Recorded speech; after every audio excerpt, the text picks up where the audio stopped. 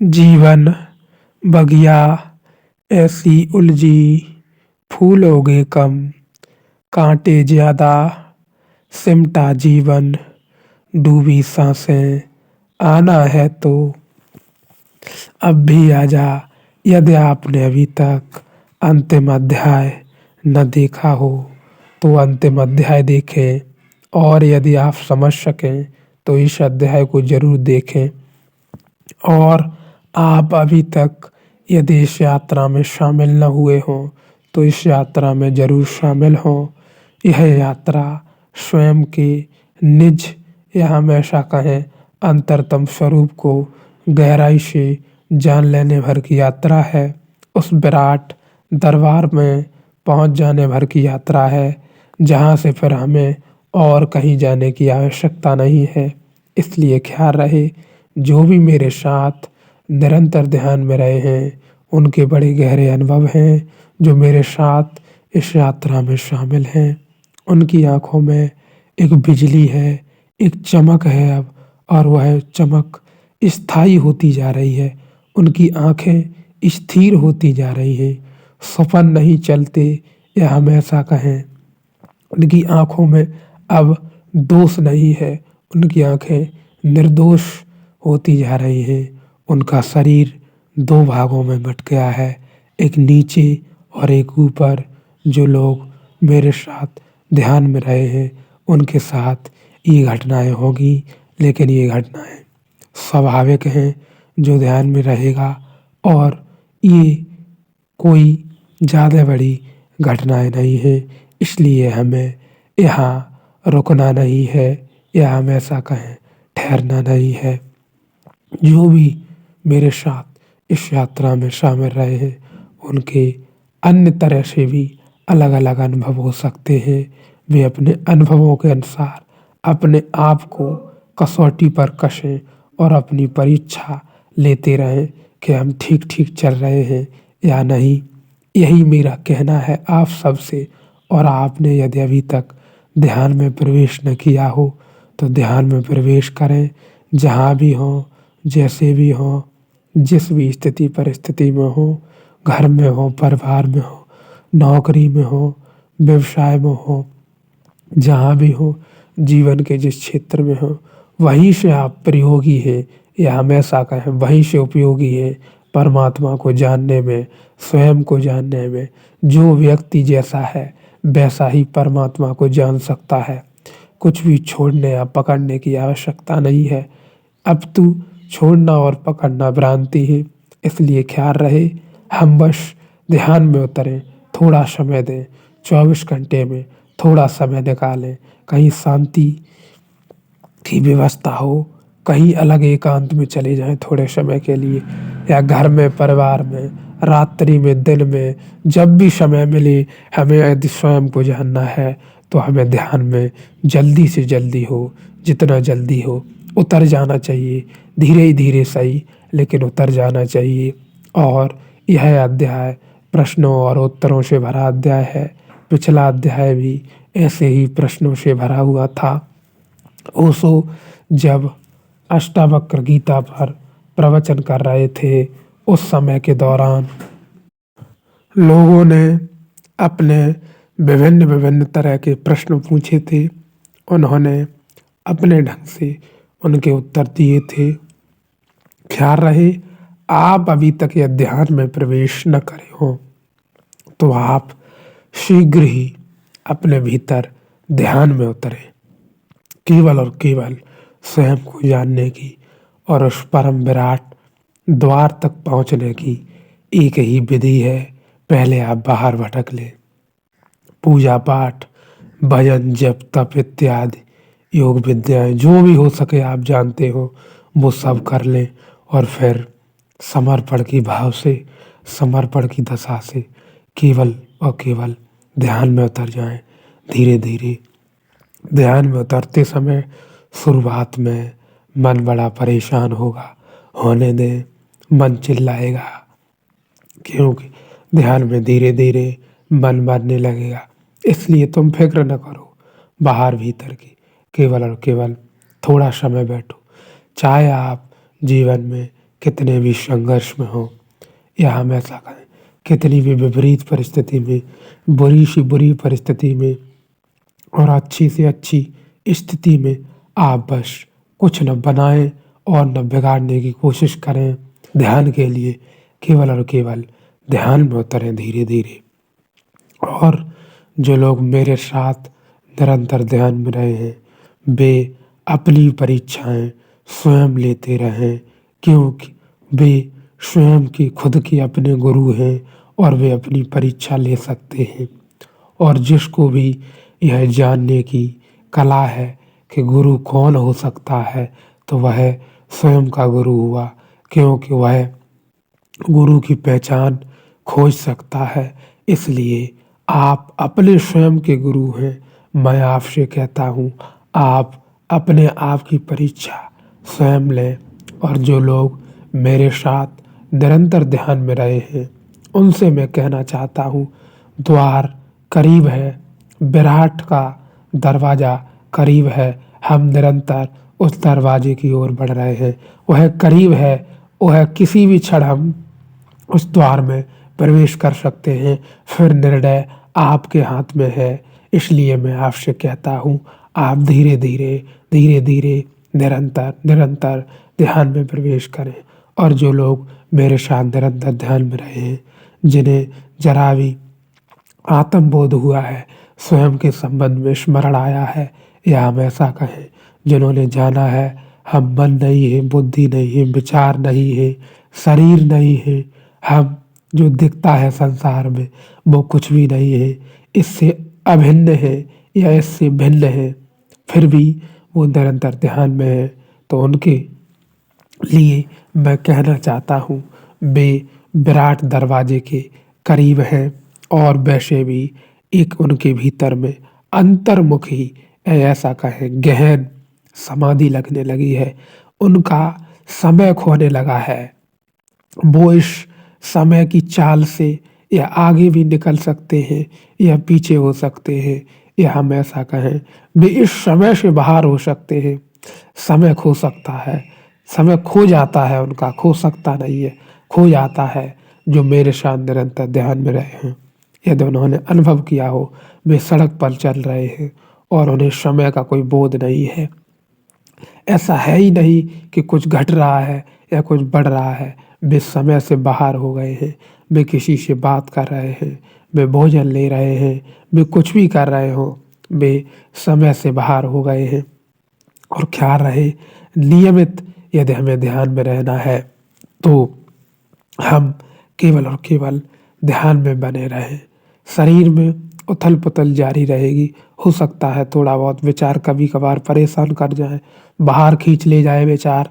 विचारों का काम ही है जगत में खींच कर ले जाना। इसलिए ख्याल रहे इनसे परेशान ना हो। शरीर में जब तक आप हैं तब तक शरीर में परिवर्तन रहेगा, क्योंकि शरीर का जुड़ाव प्रकृति से है और प्रकृति किसी भी चीज़ को ठहरने नहीं देती। इसलिए शरीर में निरंतर परिवर्तन रहेगा। कभी शरीर का हाल ठीक रहेगा तो कभी खराब रहेगा। इसलिए हम शरीर से ऊपर उठें और उस अच्छे और बुरे हाल को देखते रहें, हम उसके दृष्टा हो जाएं। इतना काफ़ी है, क्योंकि आज तक मैंने अनुभव किया है शरीर में घटनाएं अच्छे और बुरे की निरंतर जारी रहती है। ध्यान में तो तुम उठ सकते हो, शरीर जागरूक हो सकता है, लेकिन वह उसमें जो प्रकृति में घट रहा है उससे जुड़ा है। इसलिए उसमें भी निरंतर घटनाएं जारी रहेगी, बदलाव जारी रहेगा। हम उसमें कुछ कर न सकेंगे। और ख्याल रहे हम समर्पण करें, जितना हो सके जितना हो सके संपूर्ण समर्थन करें। मैं तो कहता हूँ समर्पण की राह चुने, यह राह समर्पण की है। और हम बढ़े उस परम विराट दरवाजे की ओर। ख्याल रहे आप बस ध्यान में प्रवेश करें। दूसरा प्रश्न, आपने कहा कि उपदेश सबसे लेना चाहिए, लेकिन आदेश अपनी अंतरात्मा से, अपने विवेक से। प्रश्न है कि जब तक विवेक न हो तब तक कैसे पता चले कि जो आवाज़ अंदर से आ रही है वह विवेक जन्य है या मन का ही एक खेल है? बड़ा अच्छा प्रश्न है। हम सब में से कोई जानना चाहता है कि भीतर की आवाज़ क्या है और मन का खेल क्या है। इस पर हमने पहले भी कहा था, हम अपनी आवाज़ को कैसे पहचानें, वही आवाज़ का प्रश्न है। कृपया प्रकाश डालें। स्वाभाविक प्रश्न उठेगा। मैंने कहा, उपदेश सबसे लेना, आदेश अपने से लेना। तुम्हारा प्रश्न संगत है। तुम पूछते हो तब कैसे होगा कि जो हम कर रहे हैं, जो हम मान कर चल रहे हैं, जिस दिशा को हमने चुना, वह हमारी अंतरात्मा का आदेश है या हमारे मन का ही खेल है? चलो, चलने से ही पता चलेगा। मैं तुमसे यह नहीं कह रहा हूँ कि तुम हमेशा सही चल पाओगे, यह मैंने कहा भी नहीं। तुम बहुत बार चूकोगे, लेकिन चूक चूक कर ही पता चलता कि गलत क्या है और सही क्या है। तुम बहुत बार गिरोगे, गिर गिर कर ही पता चलता है कि कैसे चलना चाहिए ताकि न गिरे। छोटा बच्चा चलना शुरू करता है, अगर वह कहे कि मुझे बिल्कुल ऐसी तरकीब चाहिए 100% गारंटी की कि गिरूँ न, तो वह कभी चलेगा नहीं, कभी चला ही न पाएगा। इसलिए ख्याल रहे, किसी की गोदी में चढ़ाकर रखना या गिरना तो पड़ेगा। और जब माँ कहती है बेफिक्र होकर तू चलेगा, थोड़े ही तो वह जानती है कि गिरेगा, लेकिन गिरने के सिवाय चलना सीखने का कोई उपाय नहीं। तुम साइकिल चलाने के संबंध में किताब पढ़ लो। किताब में सब समझाया होगा कि किस तरह संतुलन कायम करना चाहिए, किस तरह पैडल चलाने चाहिए, किस तरह हैंडल पकड़ना चाहिए। इससे कुछ न होगा। तुम लाख किताब को कंठस्थ करके साइकिल चलाने जाओ, 2-4 बार गिरोगे, हाथ पैर पर पट्टी बंधेगी, चमड़ी 2-4 बार छिलेगी, मगर उसी गिरने से तुम्हें संतुलन की प्रतीति होगी। क्या है संतुलन? किताब में लिखने से थोड़े ही पता चलता है कि संतुलन क्या है, बैलेंस क्या है। वह तो साइकिल पर चढ़ने से पता चलता है। अब 2 चाक की साइकिल और सधी रह जाती है, चमत्कार है। गिरना तो बिल्कुल नियम अनुसार है, नहीं गिरना चमत्कार है। मगर 2-4 बार गिर के तुमको ख्याल आने लगता है। अब वह ख्याल ऐसा है कि कोई दूसरा कितनी ही जिंदगी से साइकिल चला रहा हो तो भी तुम्हें दे नहीं सकता, कोई तुम्हें दे नहीं सकता कि यह लो मैं तुम्हें अपनी समझ दिए देता हूँ। ख्याल रहे, यह बड़ी गहरी बात है। हम सब जीवन में किसी भी ढंग से, चाहे वह आर्थिक स्थिति हो, शारीरिक स्थिति हो या मानसिक स्थिति हो, जो भी हो, जिस भी ढंग से हो, हम किसी को कुछ नहीं दे सकते। हम स्वयं जाग सकते हैं बस। और यह बात हम कितना भी कहें बाहर, लोगों की समझ में नहीं आ सकती। वह कितना भी समझा दे, फिर भी तुम्हें गिरना पड़ेगा। तो जब मैंने तुमसे कहा उपदेश सबसे लेना, तो मैंने कहा जितने साइकिल सवार हों सबसे पूछ लेना, मगर इससे तुम यह मत समझ लेना कि तुम्हें साइकिल चलाना आ गया। चढ़ना तो तुम्हें ही पड़ेगा। और इससे मैं यह भी नहीं कह रहा हूँ कि तुम्हें 100% गारंटी है कि तुम न गिरोगे। ऐसी गारंटी मैं देता ही नहीं। गारंटी इतनी दे सकता हूँ कि ज़रूर गिरोगे, मगर गिर गिर कर सीखोगे। कई बार गलत रास्तों पर भटक जाओगे, लेकिन अगर अपने ही कारण भटके तो लौट आओगे। अगर दूसरे के कारण भटके तो कभी न कभी लौट सकोगे, क्योंकि जो आदमी दूसरे के पीछे चल रहा है उसे कभी पता ही नहीं चलता कि मैं ठीक जा रहा हूँ कि गलत जा रहा हूँ। जैसे कि तुम किसी साइकिल सवार के पीछे कैरियर पर बैठे हुए हो, तुम्हें थोड़ी बैलेंस आएगा। हालांकि तुम भी साइकिल पर सवार हो, लेकिन तुम्हें संतुलन नहीं आएगा। तुम जन्मों जन्मों तक बैठे रहो दूसरे की साइकिल के पीछे, यात्रा भी होगी मगर संतुलन नहीं आएगा। और असली बात संतुलन है। और ख्याल रहे, हम जिस ढंग से इस यात्रा में हमारा संन्यास, असली संन्यास, घर में रहते हुए, परिवार के बीच रहते हुए संतुलन बनाए रखना है, व्यवसाय में रहते हुए, जीवन के जिस भी क्षेत्र में रहते हुए संतुलन को कायम रखना है, संतुलन बनाए रखना ही मेरा संन्यास है। मैं अपने अनुसार मानता हूँ। यह आपसे मैं बिल्कुल नहीं कहता कि आप क्या सोचते हैं या आप संन्यास को किस भांति लेते हैं। घर में रहते हुए, परिवार में रहते हुए संतुलन बनाए रखना, वहीं से संन्यास की नींव पड़ेगी, वहीं से संन्यास जन्म लेगा। तो तुम इसी भय के कारण तो चलते हो, कहीं हम चले तो भूल न हो जाए, तो हम जान कर के पीछे चले, लेकिन हो सकता है कि जानकर भी तुम्हारी जैसी ही बुद्धि का हो, किसी और जानकार के पीछे चल रहा हो और वे भी इसी बुद्धि के हों, और अक्सर इसी बुद्धि के लोग हों, तो तुम पाओगे कि एक आदमी दूसरे के पीछे चल रहा है, दूसरा तीसरे के पीछे चल रहा है, तीसरा किसी और के जो कि मर चुके हैं, वे किसी और के पीछे चलते थे जो बहुत पहले मर चुके हैं, वे किसी और के पीछे चलते थे जो कभी हुए ही नहीं, अब चले जा रहे हैं। अब इनको कभी पता नहीं चलेगा कि गलती हो रही है, क्योंकि गलती होने का उपाय नहीं है। यह तो क्यों है और इसका छोर खोजना मुश्किल है। गलती तो तब पता चले जब क्यों का छोर पता चले जब अष्टावक्र की मानकर चलने लगे, जनक की मानकर चलने लगे, कोई और 5,000 साल में अब तो तुम्हें पता लगाना मुश्किल हो जाएगा कि गलती कहाँ हो रही है। यह तो बड़ा क्यों है, इसमें तो अष्टावक्र गिरे तो भी तुम्हें पता न चलेगा कि वे गिर गए खड्डे में, काम नहीं आई उनकी गीता, वे तड़प रहे हैं पड़े हुए, उसका भी तुम्हें पता नहीं चलेगा। तुम तो भेड़ चाल से चलते चले जाओगे।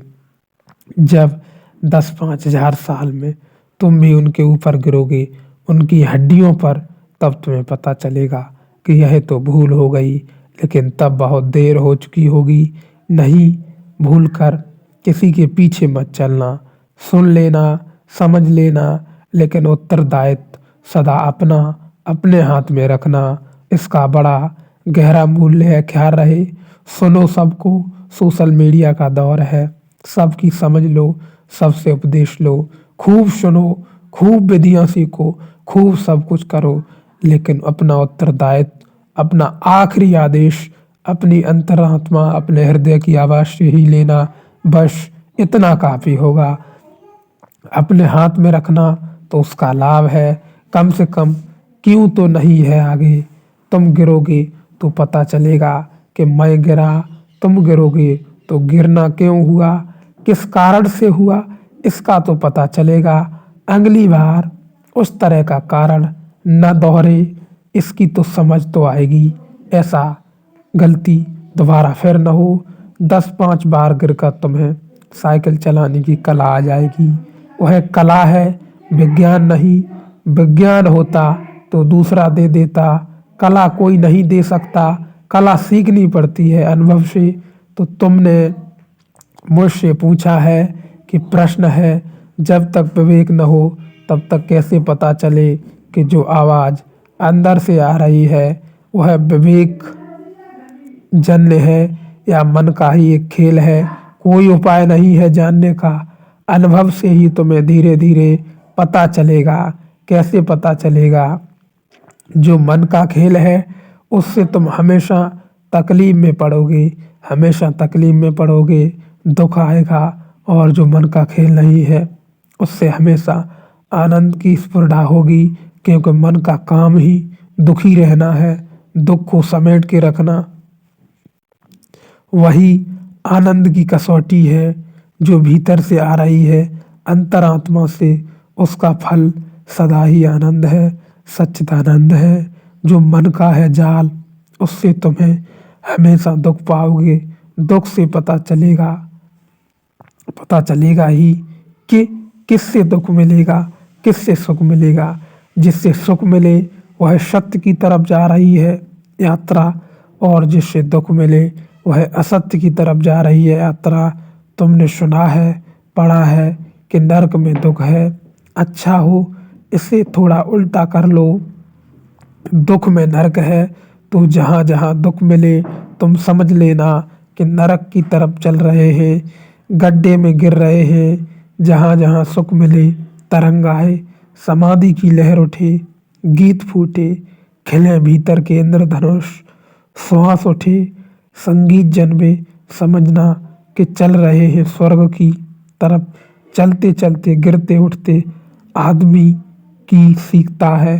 एक भूल कभी मत करना, और वह भूल है बैठे मत रहना। भूल के डर से भी भूल करनी है ही होगी।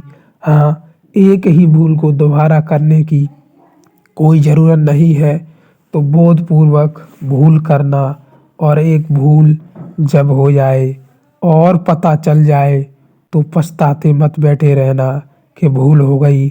उतना अनुभव हुआ, लाभ हुआ, अब आगे ऐसी भूल दोबारा ना हो, इसकी गांठ बांध लेना। ऐसे धीरे धीरे तुम पाओगे भूल कम होती गई, कम होती गई। एक दिन भूल समाप्त हो गई और तुम्हारे जीवन में विवेक का उदय हो गया। तुमसे मैं यह पूछता हूँ, तुमने पूछा है कि अगर हम दूसरे से उपदेश न लें तो हमें कैसे पक्का पता चलेगा कि क्या ठीक और क्या गलत, क्या मन का खेल और क्या विवेक की आवाज़। मैं तुमसे पूछता हूँ, बिना विवेक की जगह तुम कैसे पक्का करोगे कि क्या किसकी माने और किसकी न माने। प्रश्न तो वही का वही है। हजारों लोग हैं, हजारों शास्त्र हैं, हजारों शास्त्र हैं, सबके मंतव्य अलग है, सबकी दृष्टि अलग है। इसमें तुम किसको चुनोगे? महावीर को चुनोगे कि कृष्ण को चुनोगे? कैसे चुनोगे? क्योंकि महावीर कहते हैं चींटी भी न मरे नहीं तो सड़ोगे नरक में। कृष्ण कहते हैं फिक्र ही मत कर, सब उसकी लीला है। तू बेधड़क मार, तू मारने वाला कौन? और फिर कभी आत्मा मारी गई है। न हन्यते हन्य माने शरीरे, यह तो शरीर ही गिरता उठता है, आत्मा कभी मरती नहीं। तू तलवार से काटेगा तब भी नहीं कटती। नैन छिदंती शस्त्राणि, तू फिक्र ही छोड़, यह तो खेल है। किसकी मानोगे? कैसे तय करोगे कौन ठीक? इन दो गुरुओं में तप करने का लोगों ने एक रास्ता निकाल लिया है, सस्ता है। जिस घर में पैदा हुए, अगर जैन घर में पैदा हुए तो महावीर को मानेंगे।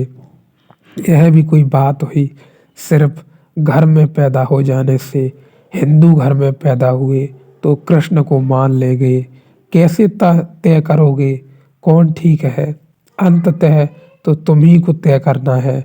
इसलिए ख्याल रहे, यह बड़ी गहरी बात है। सुन लेना, सबको उपदेश ले लेना, लेकिन अंतिम आदेश अपनी अंतरात्मा से ही लेना। क्योंकि अपना उत्तरदायित्व अपने हाथों में रखना, किसी के पीछे मत चलने लगना, ना ही बड़ी भूल हो जाएगी और एक भूल दोबारा मत करना। इसलिए ख्याल रहे, तुम कैसे तय करते हो कि कृष्ण को माने? जब तुम गुरु भी चुनते हो, अंततः तुम ही को तय करना होता है, तब तुम कैसे तय करते हो? यह अंतरात्मा से आवाज़ उठी कि मन की आवाज़ है, तुम बच नहीं सकते। यह निर्णय तो तुम्हारा ही होगा। तुम अगर मुझे गुरु चुन लो तो तुम कैसे पक्का करोगे कि इस आदमी की बातचीत में उलझ गए, सम्मोहित हो गए? प्रीत कर थी बातचीत, तर्कयुक्त थी इसलिए उलझ गए, या कि सच में यह आदमी जागृत पुरुष है? कैसे तय करोगे? क्या उपाय है, क्या कसौटी है? तुम ही तो तय करोगे। न तो वही प्रश्न का वही खड़ा है प्रश्न। तब जब तय तुम्ही को करना है तो एक बात साफ है कि परमात्मा ने निर्णय की शक्ति प्रत्येक व्यक्ति को दी हुई है और निर्णय किसी दूसरे पर नहीं छोड़ा जा सकता। तुम निर्णायक हो, सुनो मेरी, समझो मेरी, हृदय पूर्वक समझने की कोशिश करो, समग्रता से समझने की कोशिश करो। लेकिन जब अंतिम निर्णय लोगे तो निर्णय तो तुम ही लोगे कि यह आदमी ठीक कह रहा है कि गलत, इसकी मान कर चलें कि न चलें। तो तुम कुछ भी करो, चाहे किसी के पीछे चलो, चाहे न चलो, चाहे अपने पैर चलो, चाहे किसी के कंधे पर सवार होकर चलो, निर्णायक तुम ही हो, जिम्मेवारी तुम्हारी है। तुम तो चाहते हो जिम्मेवारी टल जाए, तो कल और अगर गड्ढे में गिरो तो तुम मेरी गर्दन पकड़ लो कि देखो गिराया गड्ढे में, मैं तो आपके पीछे चल रहा था, इसलिए मैं पहले ही कह दे रहा हूँ मेरे पीछे चलने से कुछ मतलब नहीं है।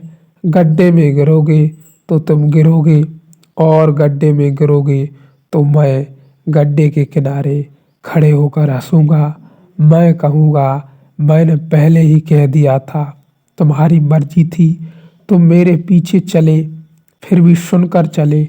मैंने पहले ही कह दिया था कि अगर गिरोगे तो तुम गिरोगे। तुम मुझसे यह न कह सकोगे कि हम तो आपके पीछे चल रहे थे। आपने ही चुना था, मेरे पीछे चलना भी आपने ही चुना था। मैंने जबरदस्ती थोप नहीं दिया था। जबरदस्ती कौन किस पर थोप देता है, कैसे थोपा जा सकता है।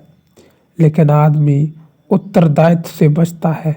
आदमी चाहता है किसी के कंधे पर जिम्मेवारी हो जाए, तो कल हम कह तो सकेंगे, अगर अदालत हो कहीं परमात्मा की तो हम कह सकेंगे हम तो बिल्कुल निर्दोष हैं। ये गेरुए वस्त्र इस आदमी ने पहना दिए थे।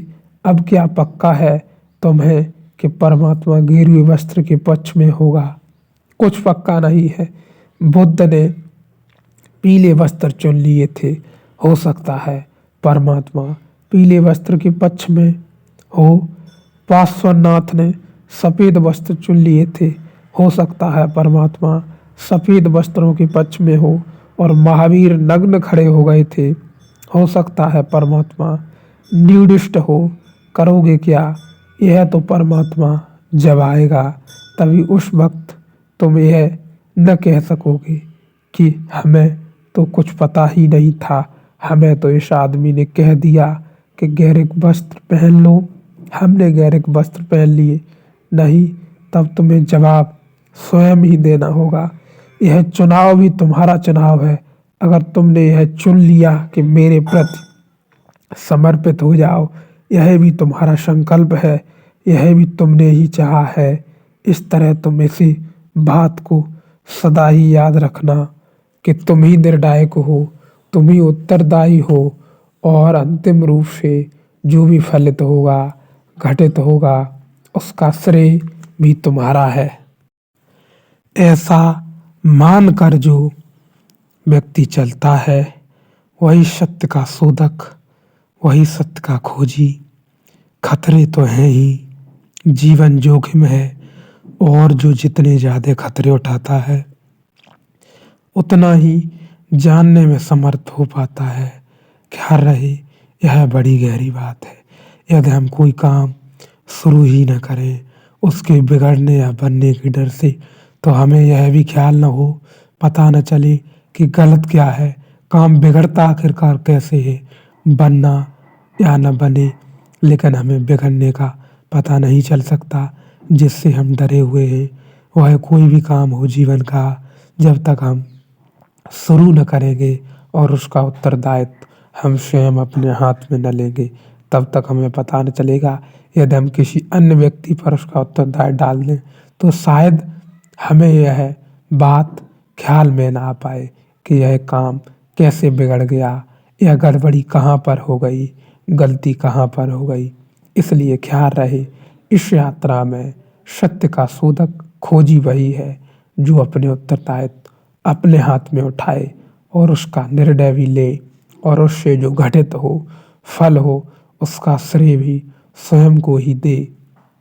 जो लोग खतरे नहीं उठाते वे मिट्टी के लौदे रह जाते हैं। उनके जीवन में कोई धार नहीं होती, उनके जीवन में कोई त्वरा नहीं होती, कोई चमक नहीं होती, उनके जीवन में प्रतिभा नहीं होती।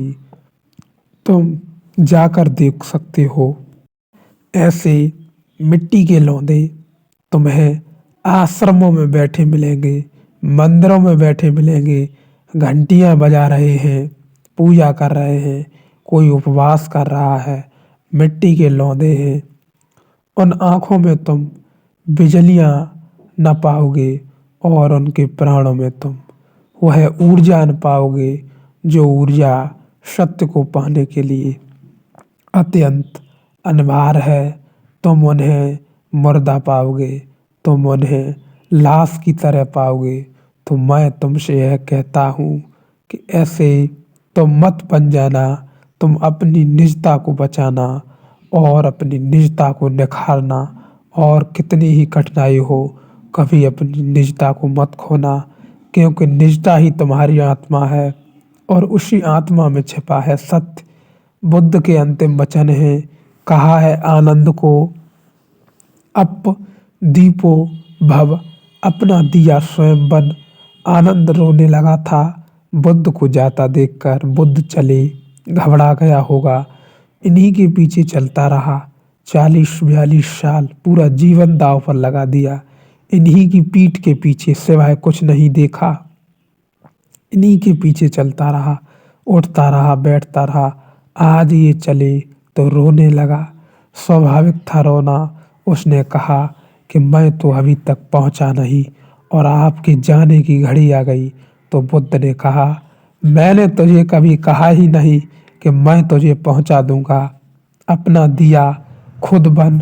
और आनंद, शायद मेरे कारण बाधा पड़ रही हो, तो अब मैं जा रहा हूँ। अब वह बाधा भी न रहेगी। अब तेरे सामने कोई पीठ न होगी, अब तेरे सामने खुला आकाश होगा। और आश्चर्य की घटना है कि आनंद 24 घंटे बाद ही ज्ञान को उपलब्ध हुआ। 42 साल में जो न हो सका वह 24 घंटे में हुआ। यह बात तीर की तरह चुभ गई। यह बात तो उसकी समझ में आ गई कि आज बुद्ध चले, अब मैं अकेला रह गया। अकेले तो हम सदा से हैं, किसी के पीछे चलो तो भी तुम अकेले हो। भ्रांति भर पैदा होती है, कोई साथ है, यहाँ कोई संगी साथी हो नहीं सकता। इस अकेलेपन को तुम पहले से ही याद रखो। बुद्ध ने आनंद से अंत में कहा था, मैं अपने आनंदों से प्रथम से कह रहा हूँ कि तुम अपने दिए स्वयं बनो। तब कोई ज़रूरत नहीं कि मेरे जाने के बाद 24 घंटे में तुम ज्ञान को उपलब्ध हो। तुम मेरे रहते 24 क्षण में ज्ञान को उपलब्ध हो सकते हो, क्योंकि ज्ञान को उपलब्ध होने का कुल अर्थ इतना ही है कि यह जीवन मेरा है और मैं उत्तरदायी हूँ।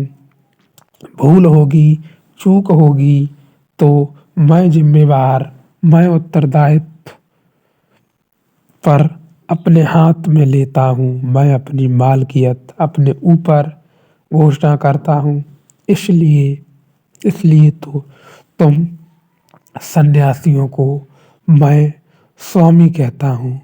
स्वामी का अर्थ है तुम्हारी मालकियत तुम्हारे हाथ में है। यह मैंने घोषणा कर दी कि अब तुम स्वामी हुए। अब तुम्हारा कोई भी स्वामी नहीं है, अब तुम अपने स्वामी हो। यह तुम्हारा स्वामित्व है।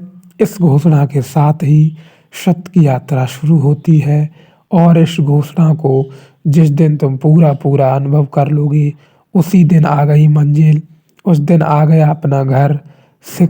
सिखलाएगा वह ऋतु एक ही अनल है। जिंदगी नहीं वहाँ जहाँ नहीं है हलचल, जिसमें दागता नहीं न तो गुजनू है। सुख की तरंगों का जहाँ अंधवर्जन है, जो सत्य राख में सने रूक्ष रूठे हैं, छोड़ो उनको, वे सही नहीं झूठे हैं। जो सत्य राख में सुने रूठ रूठे हैं, छोड़ो उनको, वे सही नहीं झूठे हैं। जीवंत सत्य तो तुम्हारे भीतर पैदा होगा। बाहर से तुम जो भी ले आए हो सब कूड़ा करकट है, किसी और से इकट्ठा कर लिया है। सब उधार और बासा है और व्यर्थ है। आग लगा दो उस शव में, वे सब सत्य राख के सने हैं। तुम्हारा सत्य तुम्हारे भीतर पैदा होगा। तुम्हारे सत्य के लिए तुम्हें ही फिर सब पीड़ा से गुजरना होगा। तुम्हारा सत्य तुम्हारे भीतर जन्मेगा। तुम्हें उस सत्य के लिए गर्व बनना होगा और फिर सब पीड़ा से गुजरना होगा। ख्याल किया तुमने, कोई स्त्री को बच्चा पैदा नहीं होता, वह किसी के बच्चे को गोद ले लेती है। ऐसे मन समझाना हो जाता है। मैं तुमसे कहता हूँ, सत्यों को गोद लेना यह तो बड़ी झूठ हो जाएगी। और हम सब ने सत्य गोद ले लिए हैं। कोई हिंदू बना बैठा है, कोई ईसाई, कोई मुसलमान, कोई जैन। हमने सब सत्य उधार ले लिए हैं। नानक का सत्य है, तुम सिख बने बैठे हो, यह सत्य तुम्हारा नहीं है। नानक ने इसके लिए पीड़ा सही, नानक ने गर्भ धारण किया, इस सत्य को जन्मा दिया। तुम मुफ्त लिए बैठे हो, तुमने इसके लिए कुछ भी नहीं किया। न तुम आग में गए, न तुम जले, न तुम भटके, न तुम गिरे। तुम्हें यह मुफ्त मिला। पीड़ा निखारती है, मुफ्त मिलने से कुछ भी निखार नहीं आता। गोद मत लेना, सत्यों को जन्माना। और जब तुम जन्माने में समर्थ हो पाओगे, तभी तुम्हारे भीतर वह तरंग उठेगी निजता की, व्यक्तिगत की। तुम अद्वितीय बनोगे। अद्वितीयता को धर्म का आखिरी फल है। और यह भी मैं जानता हूँ कि अचानक आज तुम पूरे सत्य को न पा सकोगे। इंच इंच चलना होगा, घिसटना होगा। और चढ़ाई बड़ी है और पहाड़ ऊंचा है और सांस घुटेगी और सब बोझ छोड़ देना होगा। इसलिए ख्याल रहे, जो लोग मेरे साथ निरंतर ध्यान में रहे हैं, वे अब ऐसी ही चढ़ाई पर हैं। उन्हें बोझ छोड़ देना होगा। सांस घुट सकती है, इसलिए बोझ जो भीतर भरा है बाहर के प्रति, वह बाहर का बाहर ही छोड़ दें और धीरे धीरे यात्रा में इंच इंच भर बढ़ना होगा। पहाड़ ऊंचा है, सांस घुटेगी और सब बोझ छोड़ देना होगा, क्योंकि जरा भी बोझ नहीं ले जाया जा सकता। जैसे जैसे पहाड़ पर कोई चढ़ने लगता है, वैसे वैसे बोझ कम करना पड़ता है। जब हिलेरी एवरेस्ट पर पहुंचा, उसके पास कुछ भी नहीं था। पानी की बोतल भी उसे थोड़े पीछे उसे छोड़ देनी पड़ी, क्योंकि उतना बोझ ढोना भी मुश्किल हो गया। जितनी ऊंचाई होती है उतना बोझ मुश्किल हो जाता है। सब सामान लेकर आया था, वे धीरे धीरे सब छूट गए। धीरे धीरे सब ढालता गया, राह के किनारे रखता गया, क्योंकि उनको खींचना मुश्किल होने लगा था। जब पहुंचा हो तो अकेला था, खाली था। और जिस गौरी शंकर की चढ़ाई की तुमसे बात कर रहा हूँ, वह तो आखिरी ऊंचाई है अस्तित्व की। वह आज न घट जाएगी। इंच इंच जलना और तपना होगा। धीरे धीरे तुम छोड़ पाओगे, मगर छोड़ने का ख्याल रहे। बांसों बांस उछलती लहरें, देख लिया है चांद सलोना, लेकिन हाथ रह गया बौना। रह रह कर मलती लहरें, बांसों बांस छलकती उछलती लहरें। शीतलता कैसी बिखरा दी, पानी में ही आग लगा दी। बुझती और सुलगती लहरें, बांसों बांस उछलती लहरें। स्वपन लोक के यात्रा पथ पर भावुकता ना रचा स्वयंवर। असफल हो सिर धुनती लहरें, बांसों बांस उछलती लहरें। चांद तो दिखाई पड़ने लगता है, उपदेश से तुम बांसों बांस उछलने लगते हो। मगर इतने से चांद मिल न जाएगा, उपदेश से चांद मिल न जाएगा। मिलेगा तो तुम्हारे अपने जीवन को एक अनुशासन और आदेश देने से। वह जो मैंने कहा कि तुम उपदेश सबसे ले लेना, आदेश स्वयं देना, उसका इतना ही अर्थ हो। महावीर, बुद्ध, कृष्ण, कृष्ण, नानक, कबीर, उनके पास तुम्हें पहली दफे चाँद की स्मृति आएगी कि चाँद है। पहली दफ़े तुम्हारी ज़मीन में गड़ी आँखें ऊपर उठेगी और आकाश को देखेंगी, तुम उछलोगे खूब, जीवन बड़ी प्रफुल्लता से भर जाएगा। सद्गुरु के पास होना एक अपूर्व अनुभव है, तो फिर सत्य को पहुंच जाना तो कैसा अपूर्व होगा। सोच लो, सद्गुरु के पास होना भी अपूर्व अनुभव है। जिसे सत्य मिला है उसके पास होना भी अपूर्व अनुभव है। बांसों बांस उछलती लहरें, देख लिया चांद सिलौना, लेकिन हाथ रह गया बौना। रह रह कर मलती लहरें, बांसों बांस उछलती लहरें, तुम्हारा हृदय उछलने लगेगा, तरंगे लेने लगेगा। चांद दिखाई पड़ने लगा, लेकिन उपदेश को ही तुम सब मत समझ लेना। शुरुआत है, प्रियम है, चांद तक चलना है, चांद तक पहुंचना है, और तुम अपने ही पैरों से पहुंच पाओगे। कोई भी कभी भी और किसी के पैरों से कभी नहीं पहुंचा है। अब दीवो भव, अपने दियो बनो। ख्याल रहे, बड़ी गहरी बात है, अपने दिए स्वयं बनो। आज सोशल मीडिया का दौर है, अनेकों जानने वाले पहुंचे हुए आत्मज्ञानी व्यक्ति हैं। आप जिसे भी सुनना चाहें सुने, देखें। कोई आश्रम अच्छा हो वहाँ चले जाएं, ध्यान करें, आप सीखें। आपको लगता हो दुनिया में जहाँ भी सत्य है, किसी व्यक्ति के पास सत्य है, कोई गुरु है अच्छा, उसके पास यदि आप जाने से सत्य को जान सकते हैं तो जरूर जाएं। लेकिन मैं बस आपसे यह कह देना चाहता हूँ, आप चाहे किसी को भी सुने, चाहे किसी आश्रम में जाएं, चाहे गुरु के पास जाएं, चाहे मंदिर जाएं, हिमालय में जाएं, पहाड़ पर जाएं, दुनिया में किसी भी गुरु, किसी भी जानने पहचानने वाले के पास जाएं, यात्रा हमें स्वयं से ही प्रारंभ करनी पड़ेगी। और हमें अपना उत्तरदायित्व स्वयं अपने हाथ में लेना होगा कि हम स्वयं जान सकते हैं, हम स्वयं जानेंगे तभी काम चलेगा, वही मेरा सत्य होगा। ये हम ऐसा कहें, हम अपनी निजता को निखारेंगे तभी हमें आत्मा का पता चलेगा। और जब हमें आत्मा का पता चल जाएगा तो हम फिर कहीं जाएं या न जाएं, हम सत्य की राह पर चल सकेंगे। लेकिन मैं आपसे यह नहीं कह रहा हूँ कि आप मुझे सुने और सत्य को जाने। आपको लगता हो यह दुनिया में कोई जानने पहचानने वाला है, इससे मिल लेना चाहिए, तो आप जरूर मिलें। जिसके साथ भी जैसे भी कोई आश्रम हो, कोई सदगुरु हो, कोई मंदिर हो, कोई मस्जिद हो, कोई जहाँ भी आपको सत्य मिल सके आप जरूर जाएं। लेकिन मैं तो यही कहूँगा, आपके अलावा आपको सत्य कोई दे नहीं सकता। आप स्वयं ही जागेंगे तभी सत्य की ओर बढ़ सकेंगे, तभी सत्य को उपलब्ध हो सकेंगे। किसी के प्रवचन, किसी की बातें कितने भी आप सुन लें, इससे कुछ न होगा। और मैं तो आपसे बस इतना कहूँगा, अपने भीतर ध्यान में प्रवेश करें। और सोशल मीडिया का दौर है, आप जिसे चाहें उसे सुने, लेकिन भरपूर आनंद के साथ सुने, सौंदर्य के साथ सुने, एक खेल की तरह सुने, न कि जकड़न बना के पकड़ के न सुने। कोई पकड़ कायम न रहे कि हमें फला फला व्यक्ति को सुनना ही है। अपने आनंद, सौंदर्य और भीतर की चोट पड़ने के लिए सुने, क्योंकि हमें हमारा अनुभव जहाँ तक रहा है, आपको अपने भीतर स्वयं ही उतरना होगा। दुनिया में कोई ऐसा गुरु नहीं है जो आपको सत्य दे सके।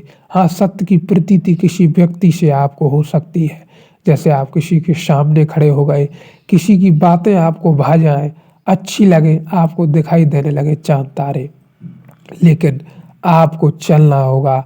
यदि उन चांद तारों को आपको जानना है, किसी और से जाने गए चांद तारे थोड़ी बहुत देर में खो जाएंगे, वो काम ना आएंगे। मेरा बोलना ऐसा ही है, बस आप अपनी मौज से सुने, कोई बदलने की कोशिश न करें, बस इतना काफ़ी होगा। और आप निरंतर ध्यान में प्रवेश करें, धीरे धीरे धीरे धीरे, इतना काफ़ी होगा।